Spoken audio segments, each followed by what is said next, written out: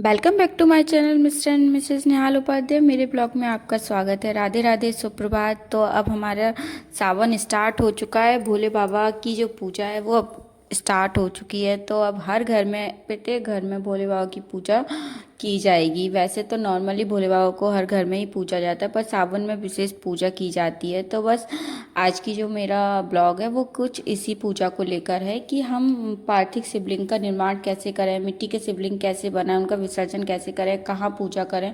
तो मैं हर साल जो है वो मिट्टी का शिवलिंग घर पे ही बनाती हूँ नीचे। तो विसर्जन करने में थोड़ा सा प्रॉब्लम होता है। इस बार मैंने बेलपत्री में ही पूरे महीने शिवलिंग बनाऊंगी। तो बेलपत्री में आसान विधि बताती हूँ आपको कि कैसे पूजा करनी है और कैसे शिवलिंग बनाना है। तो इसमें मैंने पूजा की विशेष सामग्री रख ली थी और मैं आ गई थी अपनी छत पर। तो वहाँ मेरे छोटे से गमले में बेलपत्री लगी हुई है, जो कि पता नहीं क्यों नहीं बढ़ रही। अगर मैं गमला चेंज करूँ तो हो सकता है गमला चेंज करने के बाद उसमें बढ़ जाए।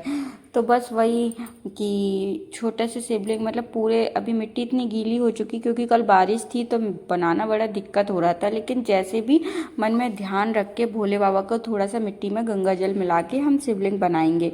और उसको हमेशा हमें पूर्व दिशा की तरफ ही, मतलब उसकी जो जलाधारी है वो पूर्व दिशा की तरफ ही रखनी है।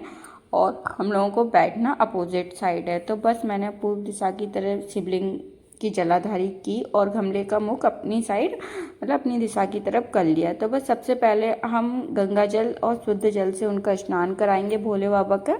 और इसके साथ साथ मैं क्या, बेलपत्री की भी पूजा करूँगी। तो बस भोले बाबा को स्नान कराया। उसके बाद में मैंने जल में कच्चा दूध रखा हुआ था। आप चाहे तो पंचामृत भी बना के रख सकते हैं या कच्चे दूध से भी भोले बाबा का अभिषेक कर सकते हैं, क्योंकि बाबा बहुत भोले होते हैं। वो मन का भाव उनके लिए विशेष होता है कि हमारे मन में क्या भाव है। साथ साथ हमें ये पूजा में ये मंत्र, या तो ओम नमः शिवाय का नॉर्मल जाप कीजिए या फिर श्री शिवाय नमस्तुभ्यम का जाप करते करते पूजा करनी चाहिए। और बस उसके बाद मैंने उनको चंदन का लेप लगाया, उनका श्रृंगार किया, अक्षत चढ़ाया। साथ साथ में मैं बेलपत्री की भी पूजा कर रही थी। इससे दोनों पूजाएं मेरी साथ में हो रही थी, क्योंकि बेलपत्र की पूजा का भी विशेष महत्व होता है सावन के महीने में। बस मैंने कलावा रूपी वस्त्र अर्पण किया। वैसे तो क्या बोलते हैं, आप चाहो तो जनेऊ भी चढ़ा सकते हो, आप चाहो तो कलावा भी चढ़ा सकते हो। फिर इत्र लगाया। और बाबा के लिए विशेष जो फूलों का श्रृंगार होता है वो सफ़ेद और बैंगनी कलर के फूल भोले बाबा को बहुत पसंद होते हैं। तो अभी मेरे गमले में आज दोनों ही फूल लगे हुए थे, बैंगनी कलर का भी था और वाइट कलर का भी था। तो बस फूलों से उनका प्यारा सा श्रृंगार किया। और उसके बाद में मैंने उनको जो इत्र इत्र होता है वो भोले बाबा को केवड़े का इत्र बहुत पसंद होता है। तो मैंने केवड़े का इत्र मंगा लिया था, साथ में उन्हें भोग लगाया। भोले बाबा को आप मीठे का ही भोग लगाएं, क्योंकि मीठे का विशेष महत्व होता है। चाहे आप क्या बोलते हैं, मिश्री या फिर कोई भी मिठाई, गुड़, मतलब मीठे का ही भोग लगाना चाहिए। पूजा से पहले ही दीप प्रज्वलित होता है, जो कि मैं थोड़ा सा भूल गई थी, तो दीप प्रज्वलित मैंने बाद में किया। हमें पूजा प्रारंभ करने से पहले ही दीप प्रज्वलित करना चाहिए। तो भोले बाबा को आपको दीप धूप दिखाना चाहिए। और ये एक सरल विधि है, क्योंकि ये हमें पूरे महीने करनी है, तो विशेष विधि नहीं है, ये एक सरल विधि है जिससे हम भोले बाबा को प्रसन्न कर सकते हैं। और बस अपने मन में सच्ची श्रद्धा के साथ हमें ये पूजा करनी चाहिए। दूसरा जो अभी जो सावन के सोमवार पड़ेंगे उसमें मैं पूरा शिव परिवार बना के पार्थिव शिवलिंग का निर्माण करूंगी। और क्या रहता है, पार्थिव शिवलिंग को आप मतलब ज़्यादा दिन तक नहीं रख सकते, क्योंकि खंडित होने का डर रहता है ना। तुरंत ही विसर्जित कर देना चाहिए, मतलब दिन के दिन या फिर प्रदोष काल तक, सूर्य अस्त से पहले इन्हें विसर्जित कर देना चाहिए। तो बस अब मैंने भोले बाबा की आरती की। और उसके बाद में आरती करने के बाद, मतलब मैं विसर्जन जो है जब तक दीपक जलेगा तब तक नहीं, लेकिन जैसे ही दीपक मेरा ठंडा हो जाएगा उसके बाद मैं भोले बाबा का विसर्जन साथ ही साथ इसी गमले में कर दूंगी।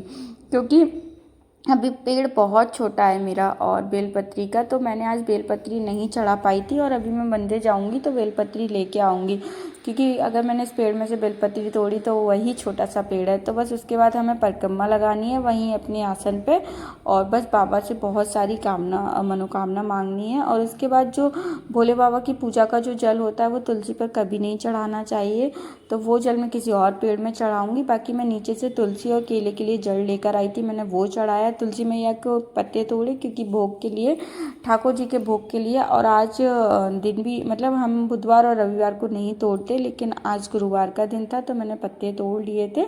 बस उसके बाद पूजा करके मैं नीचे आ गई। तो आप लोग बताइएगा कि भोले बाबा की पूजा आप लोग किस प्रकार से करते हैं, पार्थिव शिवलिंग की पूजा किस प्रकार से की जाती है।